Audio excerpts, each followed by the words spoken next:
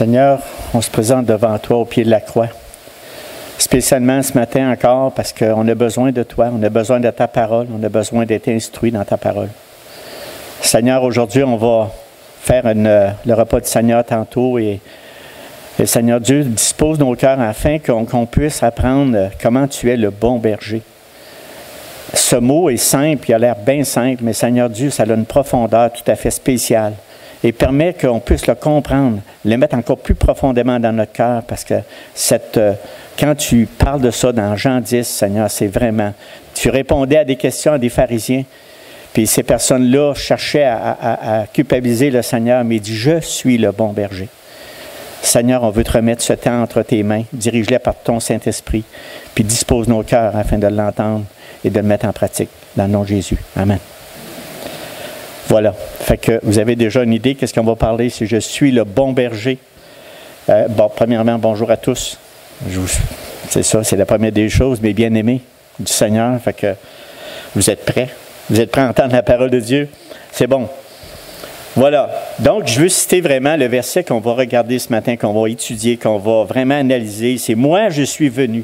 C'est dans Jean 10, 10b, si on peut dire 10b, parce que j'ai mis la moitié du verset à 15.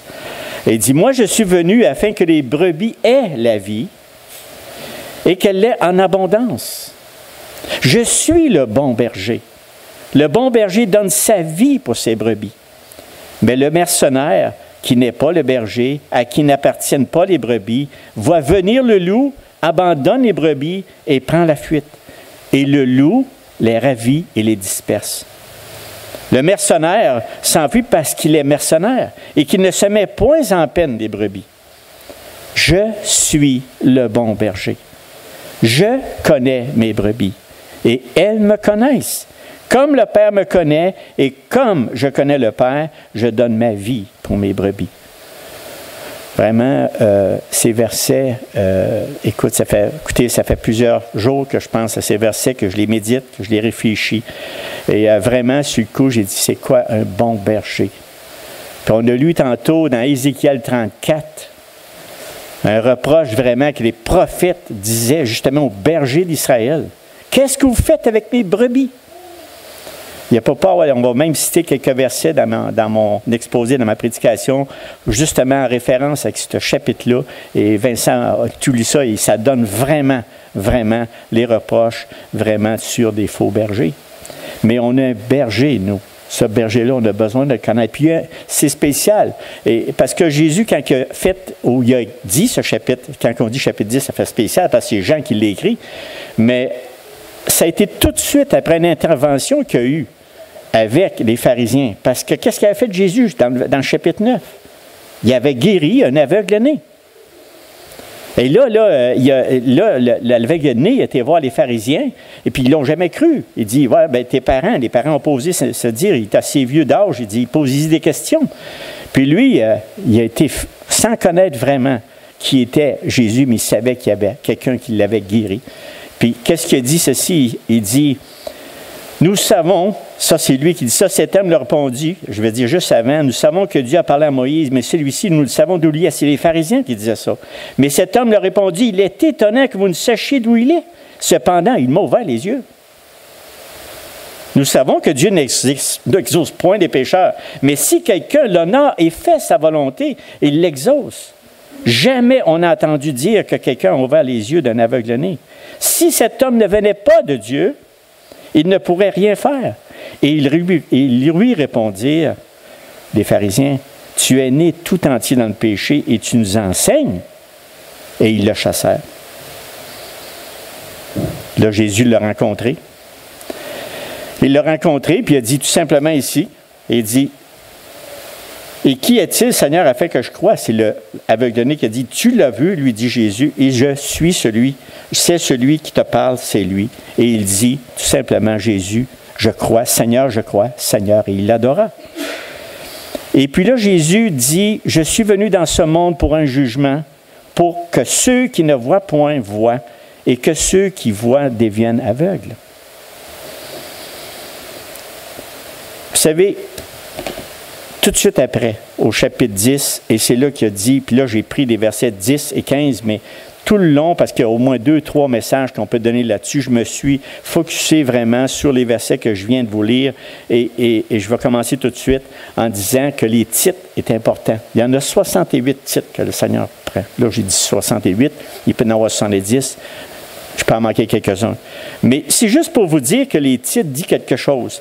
Par exemple, on dit souvent le prince du salut, la prince angulaire, j'en nomme quelques-uns, l'avocat, le pain de vie. On a prêché la dernière fois, dernier repas du Seigneur, le pain de vie. Bien, là, quelques mois. Le conseiller, le gardien des âmes, le saint de Dieu, l'agneau de Dieu, le Messie, notre Pâque, le juste, le prince de paix, le vrai cep, la parole de vie, le véritable, la porte des brebis.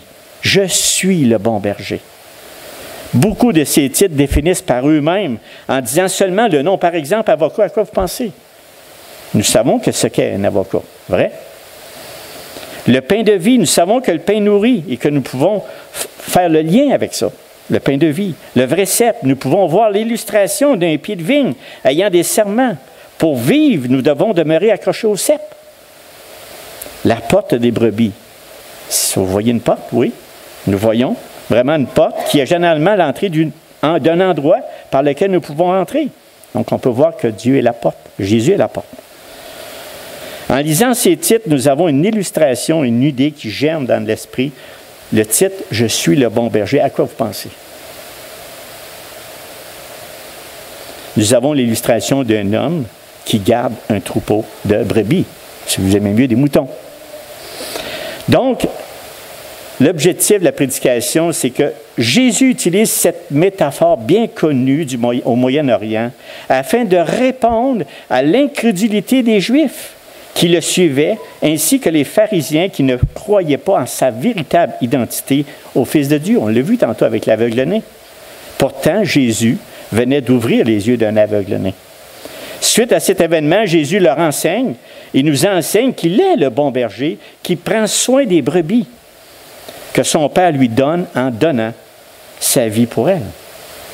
Car il y a un seul berger et un seul troupeau.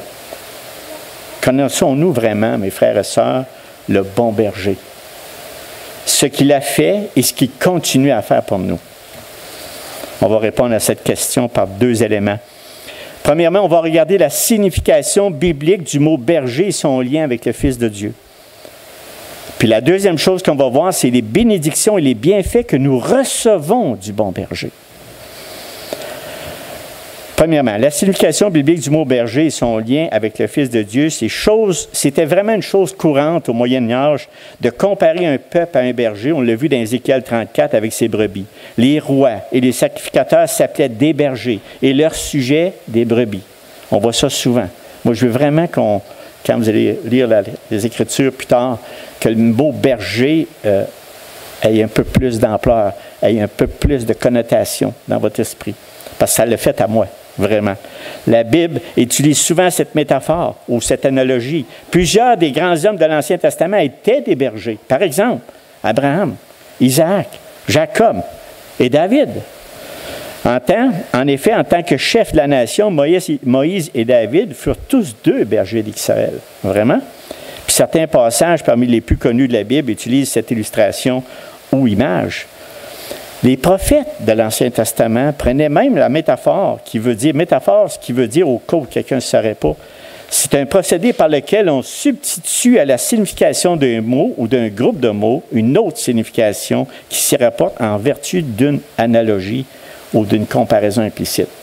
Parce qu'en fin du compte, on a besoin, nous les humains, de voir. Y a-t-il quelque chose, on va en voir tantôt, vraiment une description d'un berger afin qu'on puisse voir d'une manière spirituelle, qu'est-ce que Jésus fait dans nos vies. Parce qu'un berger, ça fait quelque chose avec ses brebis. Donc, d'un berger et de ses brebis, pour donner vraiment une illustration au peuple d'Israël, afin qu'il puisse, parce que quand ils parlaient de ça, comme Ézéchiel 34, ils se disaient, ouais, mais c'est quoi, de quoi qu'ils parlent? C'est quoi un berger? De quoi qu'ils parlent? Non, ils savaient, eux autres, c'était quoi un berger? Ils savaient vraiment. Nous, on est déconnectés, là. On est vraiment encore quelqu'un ici, c'est un éleveur de moutons, de brebis. Peut-être qu'il y a un peu plus de connaissances qu'on peut en avoir, mais en général, on ne sait pas ce que ça fait. Ou ce que ça doit faire pour avoir des brebis en santé. Donc, pour qu'ils puissent comprendre, c'était vraiment l'image idéale. On parle de ça. Donc, l'Ancien Testament a prédit qu'il paraîtrait justement son peuple, qu'il paîtrait plutôt son peuple. Par exemple, par la bouche d'Ézéchiel, qu'on a lu tantôt, Dieu a dit « J'établirai sur elles, ces brebis, un seul berger, qui les fera paître. Mon serviteur David, une allusion au Messie, la postérité de David, il les fera paître, il sera leur berger. » Ézéchiel 34, 23. Mon serviteur David sera leur roi, et ils auront tous un seul berger, ils suivront mes ordonnances, et ils observeront mes lois, et les mettront en pratique. Tous les gens de l'époque du Moyen-Orient comprenaient et savaient que le bon berger qui prenait soin de ses brebis, il était en bonne santé et qu'il était bien protégé. Toutes les caractéristiques d'un bon berger avec ses brebis décrivent avec beaucoup d'exactitude sous forme de métaphore comment le bon berger agit au bon soin de ses brebis et comment ces brebis répondent envers leur berger à cause de ses bons soins. En fait, avec cette métaphore, on peut mieux comprendre la relation qui peut exister véritablement entre Jésus, le bon berger, et nous. C'est mon objectif, c'est mon but. Quand je méditais sur ces versets, je pouvais vraiment sentir le bon berger de mon âme me regarder, afin de s'occuper de tous mes besoins. Frères et sœurs, sortez d'ici là, en ayant ce berger qui vous regarde. Un berger qui est plein de bonté, de compassion, d'amour, qui prend soin de ses brebis. Est-ce qu'on y croit? Vraiment. Vous savez, dans tous les titres que Jésus peut avoir, à mon avis, c'est le titre le plus touchant et le plus intime que celui de berger. Pourquoi? Parce que cette métaphore nous amène plus près d'une réalité physique par laquelle nous pouvons voir et sentir toutes les actions d'un bon berger qui s'occupe de ses brebis. Une démonstration d'une relation intime entre le bon berger, Christ et nous, et ce n'est pas un hasard que Jésus utilise cette métaphore pour décrire qui l'est vraiment, surtout après savoir ce qui a été fait au chapitre 9 dans Jean, les pharisiens qui étaient après pour démontrer qu'ils n'étaient absolument pas de Dieu, puis qu'ils ne voulaient pas le reconnaître parce qu'ils étaient incrédules. Maintenant, on va regarder, pour que vous ayez une image que j'ai, à l'heure actuelle, c'est quoi un bon berger du Moyen-Orient? Je le décris là. Généralement, de bonne heure, le berger se rend au bercail, qui est la bergerie, où se trouvent plusieurs troupeaux, et il appelle les siennes. Les brebis reconnaissent sa voix et le suivent. Celles des autres bergers ils ne portent aucune attention à sa voix. Seulement les siennes. Ensuite, le berger conduit ses propres brebis au pâturage, restant avec elles toute la journée, parfois même la nuit. Les défend contre les fauves, contre les pillards, empêche la brebis remuante d'aller brouter dans un terrain cultivé, surveille et cherche la vagabonde et la ramène afin de la sauver d'un accident quelconque et même de la mort. Et il prend soin de la brebis chétive. Chaque brebis a un nom et répond à l'affection de son berger. Le bon berger connaît et sait exactement les besoins essentiels de leur brebis. Une herbe fraîche, de l'eau claire, de l'ombre, un abri, une protection contre la tempête. Car il sait que si elles n'ont pas ce minimum, elles vont refuser de se coucher parce qu'elles sont remplies de crainte et qu'elles n'ont pas mangé à leur faim. C'est pourquoi il les conduit toujours au bon pâturage. Le bon berger voit à ce qu'ils soient guéris de leurs blessures. L'ouvrage d'un berger, hein? De leurs maladies, d'être débarrassés de leurs souillures et de leurs parasites, car il sait qu'elles ne se coucheront pas pour se reposer. Il en prend soin. Le berger porte une gibière et une arme défensive. Sa houlette, semblable à celle de nos bergers, lui permet de diriger le troupeau, de le rassembler, de l'inspecter afin de voir si elle n'a pas de blessure ou de parasite et de la défendre. Le berger s'assure avec vigilance que son troupeau de brebis se comporte bien les unes avec les autres. Car si certaines brebis agissent mal envers les autres, les brebis victimes ne se coucheront pas, tant et aussi longtemps qu'elles ont indifférent avec d'autres. Incroyable, hein? Seul le berger peut les libérer de ses anxiétés, s'il s'en occupe, bien sûr. Mais notre Seigneur s'en occupe.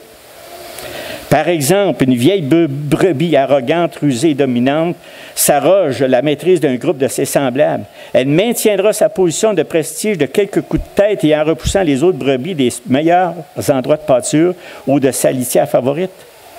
Après elle, et en ordre précis, les autres membres du troupeau. Une brebis, vous savez ce que ça fait, hein? Il s'en va au bord, les autres ne savent pas pourquoi il la suit. Mais c'est ça. Du troupeau, ils useront la même tactique pour maintenir leur position dans le groupe. De cette rivalité, de cette compétition pour le maintien d'une position bien affirmée, il résulte un état de friction dans le troupeau. Les brebis et les autres frêles ou non insatisfaites ne peuvent ni se coucher ni se reposer. Il leur faut continuellement se tenir debout, prêts à défendre leurs droits et à combattre l'intruse. Vous savez, ces conflits et jalousies continuelles dans le troupeau nuisent à celui-ci. Les brebis deviennent nerveuses, tendues, mécontentes et sans repos. Elles maigrissent et deviennent irritables. Seul le bon berger peut les libérer de ces anxiétés. Je voulais vous dire ça, là, c'est juste pour vous dire qu'il y a de l'ouvrage à un berger. Notre berger, là, on s'en va spirituel, mais c'est l'image. Le Seigneur, quand il a parlé du mot berger, il savait-tu c'était quoi un berger? Il fallait qu'on ait une image pour voir vraiment. Regardons dans Ézéchiel 34, 15, 16. Il dit, « C'est moi qui ferai paître mes brebis, c'est moi qui les ferai reposer, dit le Seigneur l'Éternel. Je chercherai celle qui était perdue, je ramènerai celle qui était égarée, je panserai celle qui est blessée, et je fortifierai celle qui est malade, mais je détruirai celles qui sont grasses et vigoureuses. Je veux les paître avec justice. » Dans verset 20-22, il dit, « C'est pourquoi ainsi parle le Seigneur l'Éternel, voici, je jugerai entre la brebis grasse et la brebis maigre, parce que vous avez heurté avec le côté et avec l'épaule et frappé de vos cornes toutes les brebis faibles, jusqu'à ce que vous les ayez chassées. Je porterai secours à mes brebis afin qu'elles ne soient plus au pillage et je jugerai entre brebis et brebis. » Seigneur, connais-tu les brebis? Hein? Il connaît. Ça prend des bons bergers. Maintenant, puisque le Seigneur dit lui-même qu'il est le bon berger, ça veut dire qu'il y a des mauvais bergers. Il y a des mauvais bergers. Le mauvais berger, lui, est indifférent de ses brebis. Il ne se soucie absolument pas des conditions de vie de ses brebis. Ses prairies sont négligées. Il ne consacre que peu de temps ou pas du tout à ses brebis, du temps ou pas du tout, les laissant trouver elles-mêmes leur nourriture comme ils peuvent, que ce soit en été ou en hiver. En plus, elles sont des proies faciles pour les chiens, les animaux sauvages et les voleurs. Chaque été, ces pauvres brebis sont contraintes de brouter une herbe pauvre et brûlée. Chaque hiver, ils manquent de fourrage. Affamées, elles n'en reçoivent qu'un strict minimum, s'abreuvant d'eau polluée et boueuse. Des abris précaires et mal faits protègent les brebis des intempéries. Dans de telles conditions, ces malheureuses brebis font peine à voir. Elles regardent tristement pressées contre la clôture avec envie les riches pâturages d'à côté. Le mauvais berger, égoïste et sans cœur, semble insensible et indifférent à tant de détresse. Il s'en fout. Ça lui est tout simplement égal. Il ignore leurs besoins. Il s'en soucie. Et pourquoi m'inquiéter à propos d'elles? Après tout, c'est des brebis qui sont destinées à l'abattoir. Je voulais vous donner cette image, vraiment, de qu'est-ce que c'est un bon berger et un mauvais berger. Il y a toutes des choses spirituelles à sortir de là-dedans et c'est ce qu'on va poursuivre. Dans le Nouveau Testament, ici, on voit que le berger, que le mot berger, du bon berger, c'est important. Hébreux 13, 20, il dit que la paix, que le Dieu de paix, qui a ramené d'entre les morts le grand berger des brebis, par le sang d'une alliance éternelle, notre Seigneur Jésus. Dans 1 Pierre 2, 25, il dit, car vous étiez comme des brebis errantes. Mais maintenant, vous êtes retournés vers le berger et le gardien de vos âmes. Et 1 Pierre 5, 4, il dit, lorsque le souverain berger paraîtra, vous obtiendrez la couronne incorruptible de la gloire. Partout, vous allez voir, mes frères et sœurs, partout, vous allez voir, quand vous allez lire les Écritures, gardez cette image du bon berger. Tout le bon berger, parce qu'on peut le voir, on peut le sentir, comment est-ce qu'il prend soin de nous. On est tellement déconnectés parfois de notre Seigneur Jésus-Christ. Et c'est pourquoi que maintenant, le résistant, je vais parler des bénédictions et les bienfaits que nous recevons du bon berger. C'est ça. Donc, prenons ici, premièrement, des versets 10b à 11. Il dit, le bon berger donne sa vie pour ses brebis. Moi, je suis venu afin que les brebis aient la vie et qu'ils l'aient en abondance. Je suis le bon berger donne sa vie pour ses brebis. Le fait que Jésus s'identifie comme le bon berger nous ramène au vrai berger, c'est-à-dire dont il est question dans les versets 2 à 5, juste un petit peu avant. Mais celui qui entre par la porte est le berger des brebis. Le portier, lui, ouvre et les brebis entendent sa voix. Il appelle par leur nom les brebis qui lui appartiennent et il les conduit dehors. Lorsqu'il a fait sortir toutes ses propres brebis, ses brebis qui lui appartiennent, il marche devant elles et les brebis le suivent parce qu'elles connaissent sa voix. Tout le long du reste du message, je vais parler de ça, qu'ils connaissent sa voix. Ils ne suivront point un étranger, mais ils fuiront loin de lui parce qu'elles ne connaissent pas la voix des étrangers.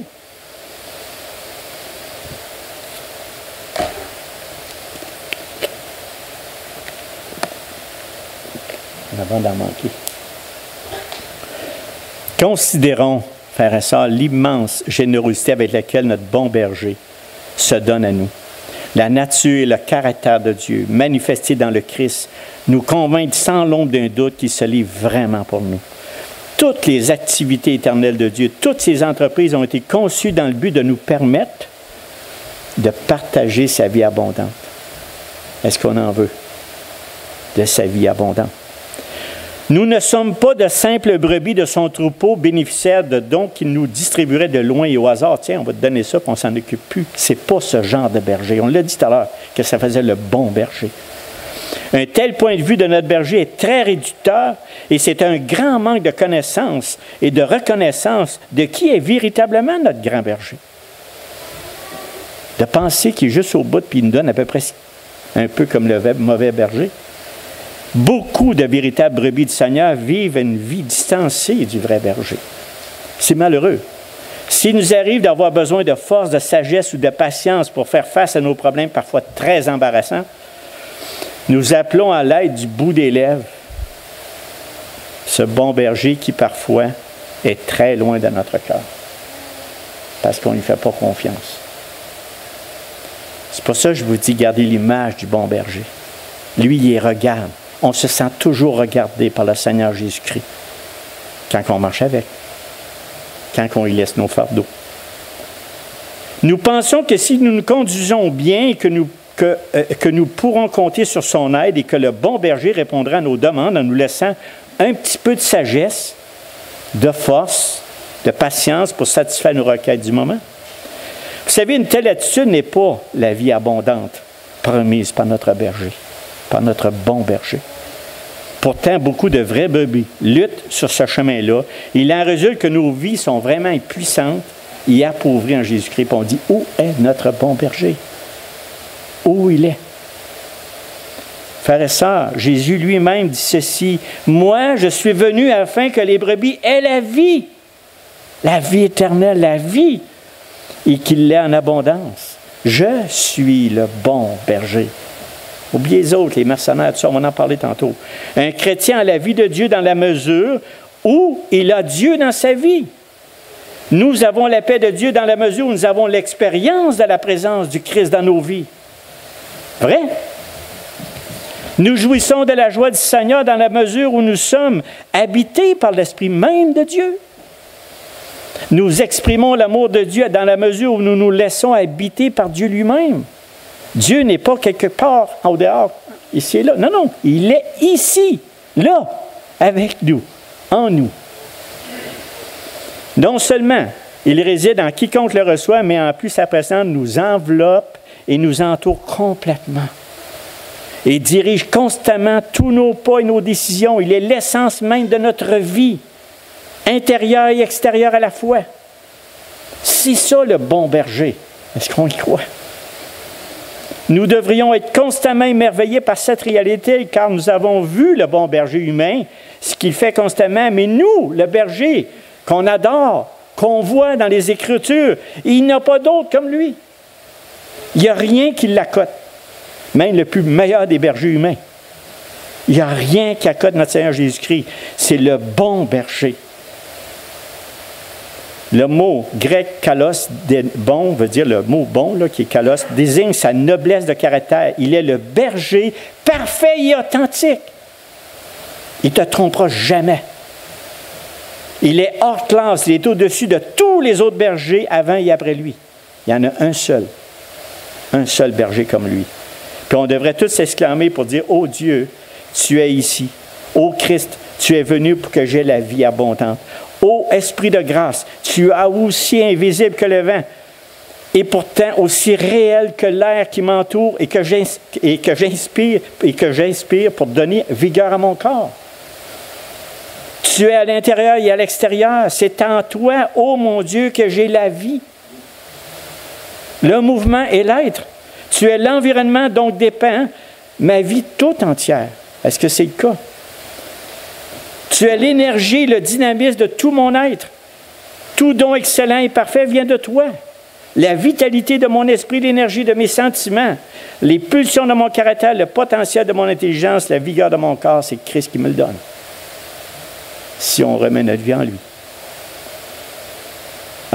Si on devient conscient de cela, que ce que je viens de vous dire, c'est acquérir la plénitude de la vie abondante de Dieu. Ce n'est pas des richesses, puis des maisons, puis de l'argent, puis tout ça. La vie abondante en Jésus-Christ, c'est de savoir sa lumière en nous. Le Christ qui vit en nous. C'est faire l'expérience d'être en Christ, d'avoir Christ en nous. C'est connaître Dieu. La vie éternelle, c'est connaître Dieu. C'est jouir de la vie éternelle. La vie de l'être éternel exprimée à travers notre personne. Paul dit dans Philippiens 3,10, il dit « Connaître Christ et la puissance de sa résurrection ». Cette vie en Christ, le bon berger, nous est donnée gratuitement, mes frères et sœurs. Elle ne diminue jamais, car elle provient d'une source inépuisable. Elle ne s'arrête pas seulement à nous, mais à tout son peuple et tout autour de nous. Pour être un berger fidèle, il faut être disposé à risquer sa vie pour protéger les brebis. Les voleurs, les animaux sauvages comme les loups, les lions, les ours posent alors un danger constant. Jésus, lui, le bon berger, va toutefois beaucoup plus loin que ça, que le simple fait de risquer sa vie. Il a donné réellement sa vie pour ses brebis. Lui, il n'a pas juste ça, il l'a donné réellement. Lui, le Dieu vivant en Christ, est venu parmi nous, s'identifiant entièrement à nous dans notre condition et nos problèmes humains. Il n'a pas épargné sa personne. Il est né et a vécu parmi nous. Il a travaillé, a servi, a enseigné parmi nous le Père, et il est monté au ciel pour retrouver sa position de prééminence. Il a fait tout cela volontairement, nous délivrant du danger qui nous menaçait sur cette terre. Il est venu nous libérer de la folie et les faiblesses de notre perversité et de notre orgueil. Il a donné sa vie pour nous racheter de notre esclavage du péché, de nos intérêts égoïstes et de Satan. Il s'est donné lui-même pour nous chercher, nous sauver. Nous qui étions perdus, il est venu nous inviter à venir à lui. Il est venu pour nous rassembler dans sa famille, pour nous réunir dans son troupeau. C'est assez? Ça va? Donc l'expression « donne ma vie » est unique aux écrits de l'apôtre Jean, afin fait toujours allusion à sa mort sacrificielle volontaire. Jésus donne sa vie pour ses brebis parce qu'elles ont été choisies afin d'être intégrées dans son troupeau. Êtes-vous heureux d'appartenir au Seigneur Jésus-Christ dans son troupeau? Ça fait drôle de dire troupeau, là, mais dans sa famille, dans son peuple, à lui qui y appartient.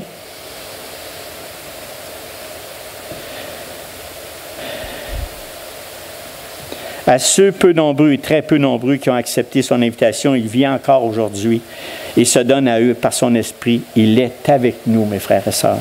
Il est notre conseiller. Il est notre compagnon. Il est notre consolateur, notre ami le plus intime. Il est notre berger et il est présent en nous dans une merveilleuse intimité. Est-ce vraiment ce que nous vivons avec le bon berger? Deuxième élément, il y a le mercenaire des brebis. Versets 12 et 13, le Seigneur a donné tout le positif, il a donné sa vie pour nous. Mais le mercenaire, il dit ceci, mais le mercenaire qui n'est pas le berger, à qui n'appartiennent pas les brebis, va venir le loup, abandonne les brebis et prend la fuite. Et le loup les ravit, les disperse. Le mercenaire s'enfuit parce qu'il est mercenaire et qu'il ne se met point en peine des brebis. Jésus nous décrit le comportement d'un mercenaire négligent. Là, je parle du mauvais berger. Du mauvais berger, en contraste avec celui du bon berger qui prend soin de ses brebis. Notre Seigneur avait précédemment indiqué comment le peuple de Dieu pouvait, dans ses verts pâturages ou sa direction, jouir d'une vie riche et abondante en lui.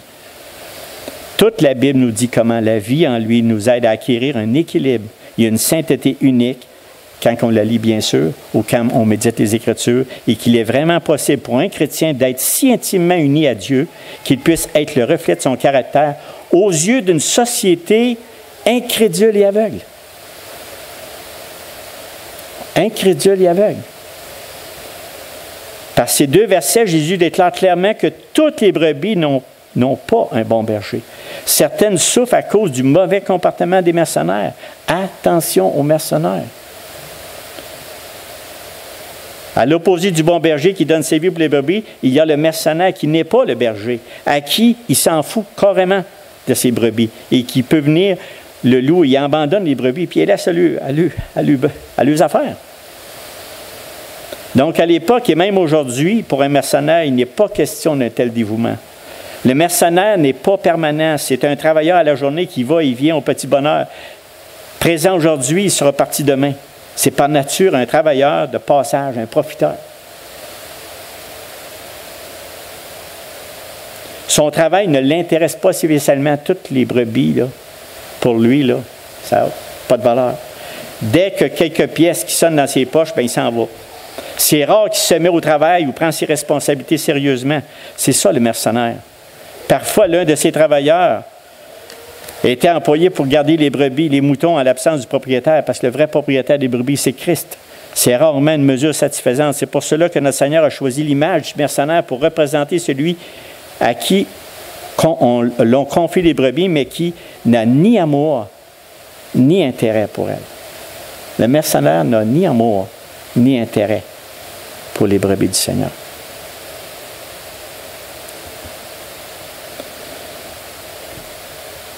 Le mercenaire que Jésus décrit, ce sont les chefs religieux et par extension tous les faux bergers. Ils restent toujours mercenaires quand ils font profession de berger. Est-ce qu'il y en a sur la terre, mes frères et sœurs? Plein. Plein.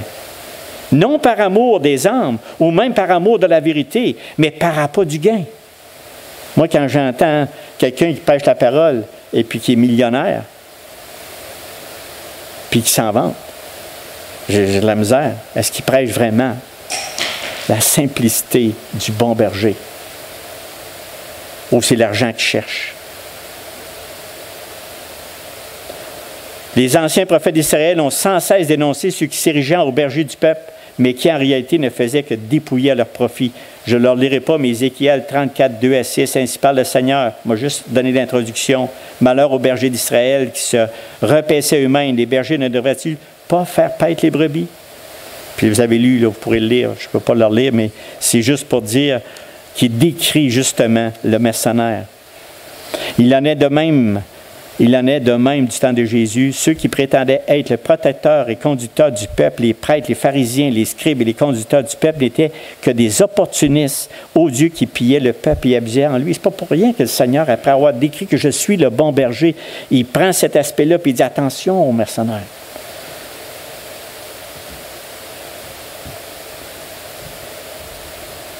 Nous retrouvons la même situation depuis lors dans toute l'histoire de l'Église. Ça n'a jamais cessé. Il y en avait avant Christ, il y en a pendant Christ, puis il va en avoir encore après. Des hommes n'ont travaillé dans le troupeau qu'en vue de ce qu'ils pouvaient en tirer et non pour la contribution qu'ils pouvaient apporter au bien-être des brebis du Seigneur. Le mercenaire des temps modernes ne passe pas beaucoup de temps en communion avec le Christ. Il est clair que les Écritures n'est pas la parole vivante pour lui. Ils n'ont pas beaucoup d'amour pour Dieu ni pour son peuple. Et nous, en tant que brebis du Seigneur, on doit prier sans cesse pour ceux qui prêchent la parole de Dieu, pour qu'ils puissent rester dans ces voies du bon berger, qu'ils puissent enseigner la vraie parole de Dieu, pas pour notre profit, mais pour la gloire de Dieu, comme on a chanté tantôt. Comment nous libérer du mercenaire? En criant de toutes nos forces à Dieu de nous sortir de là comme il est écrit. Comme il est écrit dans Ézéchiel 34, 11, 12, il dit « Car ainsi par le Seigneur l'Éternel, c'est moi-même qui prendrai soin de mes brebis, et j'en ferai la revue, comme un berger fait la revue de son troupeau quand il est au milieu de ses brebis éparses. Ainsi, je ferai la revue de mes brebis, je les arracherai de tous les lieux où ils ont été dissimés un jour de nuée et de brouillard. » Vous savez, seule la compassion du Christ, la compréhension du bon berger de mon âme, les propositions bienveillantes de l'Esprit de Dieu peuvent nous arracher des ténèbres du désespoir. C'est pour ça qu'il faut crier à lui. Nous, on ne peut pas voir les cœurs de quelqu'un, mais Christ nous voit. On va y arriver le dernier point que je veux soulever. Christ voit tout, notre bon berger voit tout. Le bon berger qui était humain voyait, il regardait ses brebis, puis il regardait à chaque jour comment il était, comment il se comportait. Il analysait ses brebis, il regardait toutes ses blessures. On a un bon berger comme ça. Il nous voit.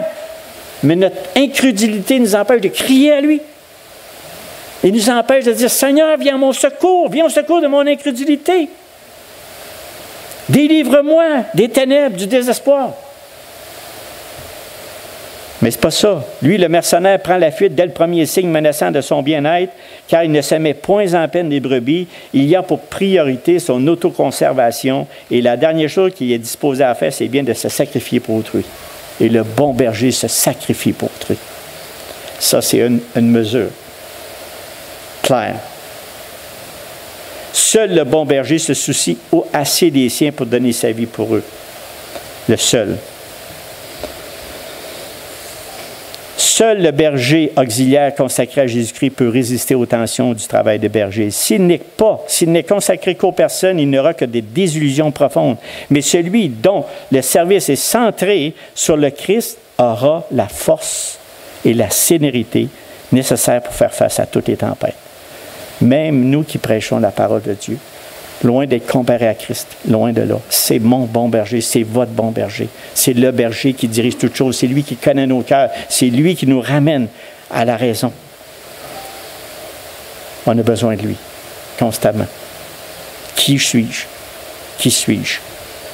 Maintenant, regardons le dernier point que je veux soulever, c'est que le bon berger connaît ses brebis et elles le connaissent. Regardez bien, le bon berger connaît ses brebis et elles le connaissent. Verset 13b à 14. Je suis le bon berger. Je connais mes brebis et elles me connaissent. Comme le Père me connaît et comme je connais le Père, et je donne ma vie pour mes brebis. Vous savez, dans toute l'Écriture, une déclaration comme je viens de vous lire qui est écrite dans la parole de Dieu. C'est une des déclarations, à mon avis, la plus rassurante que le Seigneur a faite à son peuple. Il nous considère, il nous connaît. Il sait qui on est. Quelle merveille! Et quelle joie d'être connu de Dieu! Vous ne vous réjouissez pas de ça qui est venu vous visiter, vous ouvrir, vous sortir des ténèbres afin de vous montrer de la lumière? Merci Seigneur! Quelle joie d'être connu de Dieu! Quelle force et quelle consolation d'être l'objet des soins du Christ qui nous comprend parfaitement. Des fois, entre conjoints, on ne se comprend pas tout le temps, mais lui, il nous comprend. Moi, je parle entre moi et ma femme qu'on ne peut pas être plus intime que ça, là, on est proches. Mais je sais que le Seigneur qui nous dirige comprend très bien ma femme, puis je sais qu'il me comprend très bien. Parce que j'ai confiance qu'il me comprend. J'ai juste à y mettre mes fardeaux, mes soucis à lui. Mais on a dit, il est tellement loin, mon bon berger, il fait quoi? Je ne sais pas si je suis peut-être insignifiant. Pour lui, qui suis-je? Non, le Seigneur, il s'occupe de toutes les brebis qui lui appartiennent. Qui lui appartiennent. Les petites, les chétives, les selles mal altriquées, il y en a de toutes les sortes, là. Comme on est de toutes les sortes. Le Seigneur s'en occupe. Notre esprit est calmé quand on a des bons soins du Christ, parce qu'on est compris. Notre esprit est calmé, notre âme apaisée, quand nous connaissons cela, quand nous en avons conscience, bien sûr. Cela nous remplit d'un respect paisible. C'est pour ça que je vous dis, partez d'ici en ayant le regard du bon berger sur votre âme. Du bon berger sur votre âme. C'est rassurant. Parce qu'il vous connaît. Parce qu'il vous connaît. Oh Dieu, vraiment, tu nous connais à fond. Puis il a raison. Et il nous connaît à fond. Dieu nous a connus dès l'origine, dès le moment de notre conception dans le sein de notre mère. Hey! Quelle vérité extraordinaire! Vous savez, on vit dans une société tellement séduite par laquelle nous vivons que nous finissons par croire qu'il est possible de vivre incognito et même vis-à-vis de Dieu. Hey, pensez-y. Pensez-y. Dans le monde occidental, nous sommes devenus extrêmement habiles à nous cacher derrière une fausse façade. Nous portons des masques. Nous ne révélons que rarement notre véritable identité. Nous essayons d'avoir un bon comportement face au monde, et même dans l'Église, et même devant Dieu, tout en croyant qu'il ne te voit pas. C'est pas possible. Alors qu'à l'intérieur, nous sommes peut-être déprimés et brisés. Nous partons du principe que la plupart des gens ne nous connaissent pas vraiment, puis ils ne s'occupent pas de nous. Nous bluffons, je mets tous des nous parce que je suis pécheur comme vous. Nous bluffons devant les autres parce que nous supposons qu'ils ne peuvent pas ou ne veulent pas se donner la peine de nous connaître vraiment. Alors, la vie, écoutez, là, je parle de la vie en général des êtres humains pécheurs. Nous sommes des pécheurs achetés par Christ. D'un bon berger qui nous regarde constamment, puis attend, puis il prend soin de vous, puis vous en rendez même pas compte. Qui est là, présent.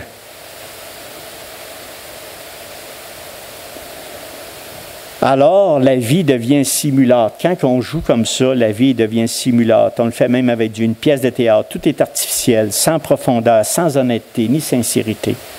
Même, il nous arrive de nous comporter comme si nous faisons à Dieu une grande faveur en le laissant s'approcher de nous. Imaginez, quelle arrogance. Pensez que ce n'est pas de même qu'on pense? Si vous avez plus le goût d'approcher de Dieu, c'est parce que le Seigneur travaille vraiment vos cœurs.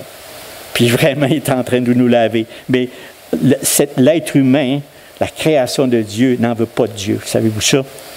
Mais en même temps, il a besoin de lui. Quelle sottise, mes frères et sœurs, quelle stupidité. Jusqu'à quand nous trompons-nous nous-mêmes? Puis parfois, nous, les chrétiens, on tombe dans ce panneau-là. Vraiment, on tombe dans ce panneau-là.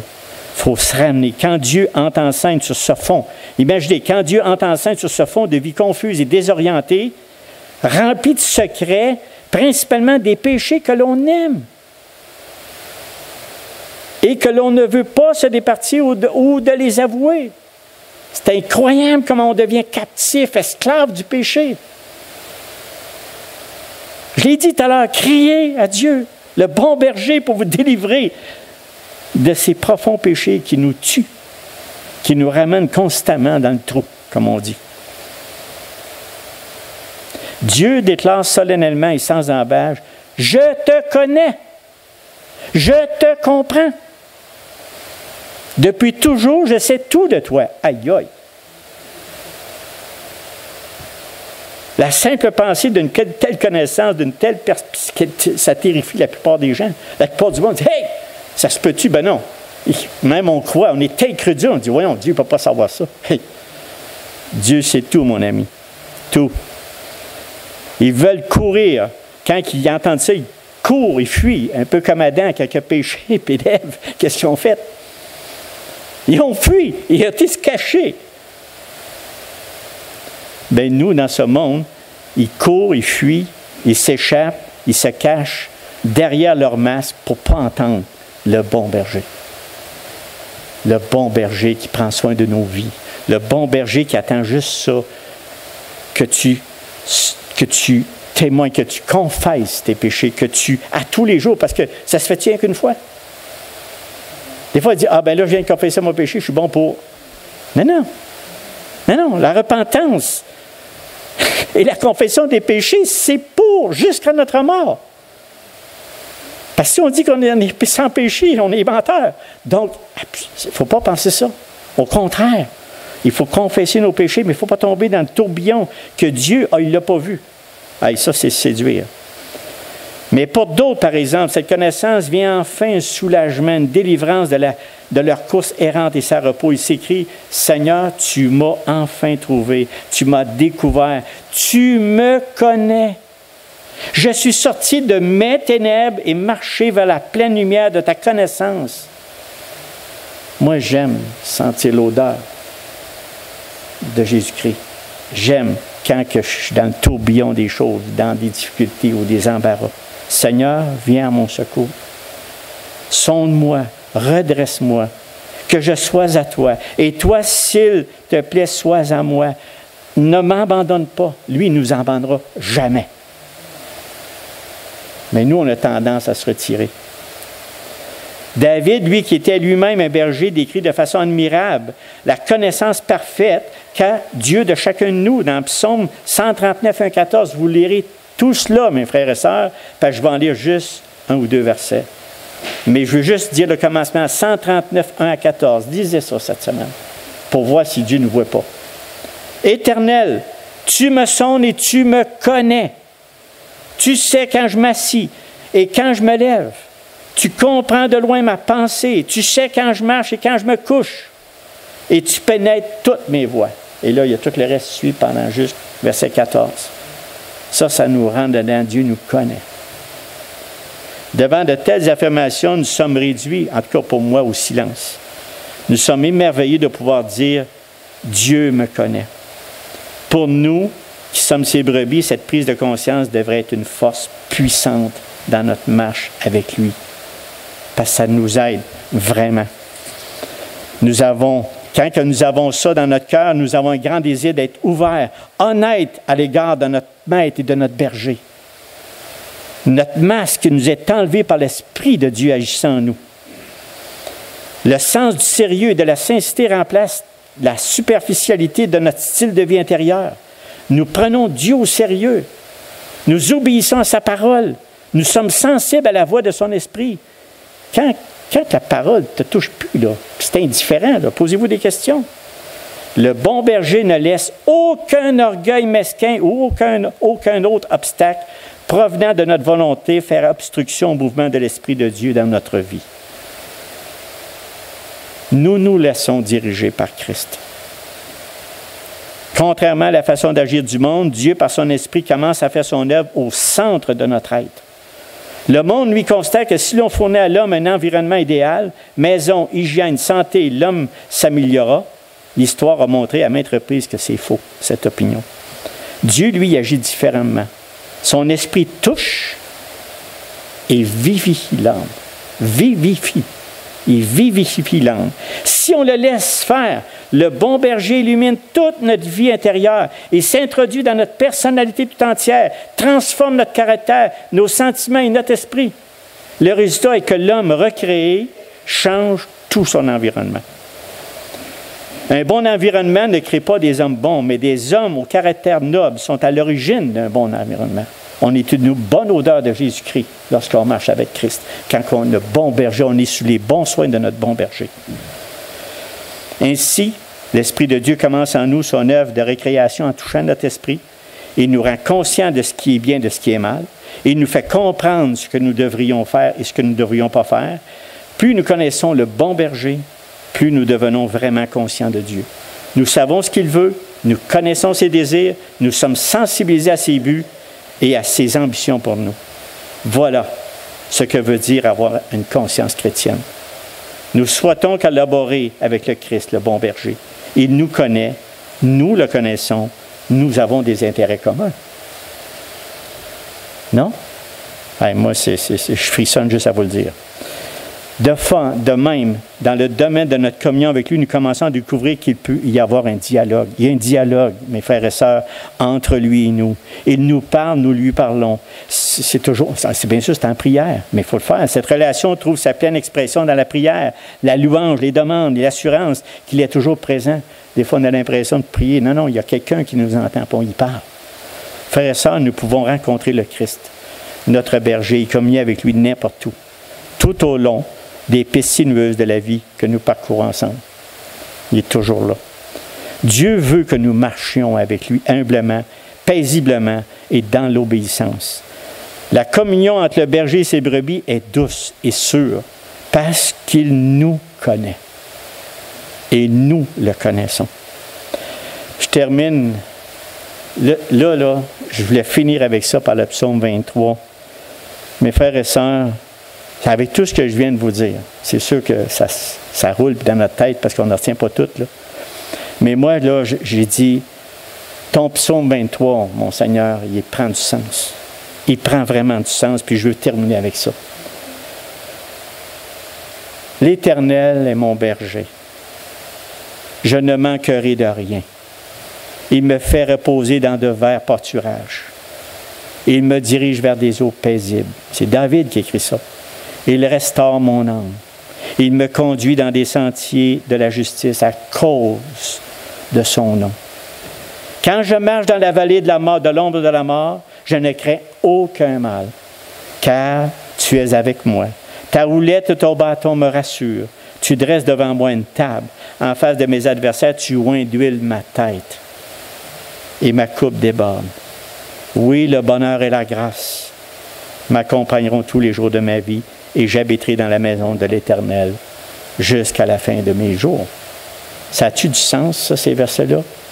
Mais prions. Seigneur notre Dieu, tu es le bon berger. On va prendre le repas du Seigneur qui va faire un mémorial, Seigneur notre Dieu, de nous souvenir que tu es mort pour nos péchés. Tu es le bon berger, Seigneur. Tu es celui qui prend soin de nous. Tu es celui qui nous regarde à tous les jours, chaque minute, chaque seconde. Dans les minutes qui vont suivre, Seigneur, on veut t'honorer en prenant un repas avec toi, Seigneur Dieu, car tu es présent avec nous. On veut se rappeler, on veut se souvenir. Tout est bien fait, tout ton amour que tu as pour nous, pour ton peuple qui t'appartient, tes brebis qui t'appartiennent. Seigneur, merci pour la vie abondante que tu nous donnes dans le nom de Jésus. Amen.